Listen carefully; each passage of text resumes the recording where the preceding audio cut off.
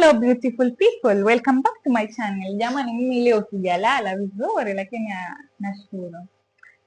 Before we continue, subscribe to my channel guys. Please.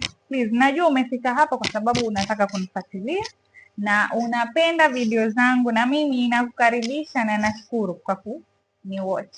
Sawa, niko na mambo mengi ya beauty, lakini sasa leo tunaongelelea hii Ginseng Essence.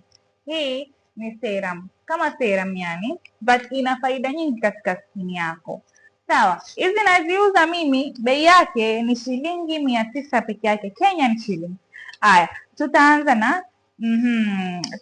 na maelezo. Sawa, nisikize kwa makini kipenzi, ufaidike. Sawa.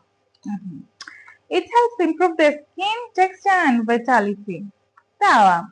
Haya, anti-aging, reduces appearing of wrinkles and fine lines. Kama wewe wajijua umezeeka, una wrinkles. Wrinkles ni mikunjano, yani makunyazi kwa skin yako, either uso, mwili, tuseme mikono, miguu imekunjana, basi ukitumia hii itanyooka, ngozi yako ikuwe nzuri. Sawa. Haya, tuendelee. Fine lines ni zile ambazo hata hujasmile.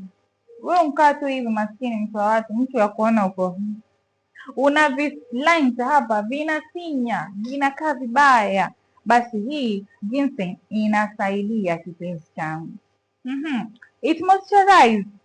Hii ina moisturize the skin, provides hydration to the skin. Kama ngozi yako ina ukame wa maji, yani imefubaa, basi ina hydrate hiyo skin yako na unakaa mtoto mdogo mbichi.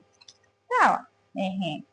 Na pia ina brighten kiasi. Hii ukitumia kama nilivyosema, yani ngozi iko dull, mwanielewa nikisema hivyo, ngozi iko dull, yani wajisikia tu hata huna courage kusema la haki. Sasa ukitumia hii sweetheart, it will brighten your skin. Mimi nauza vitu vingi kipenzi, nauza vitu vingi vina improve sana hii beautiness. Napenda sana beauty, hair, yani skin, hair, nails, yani afya.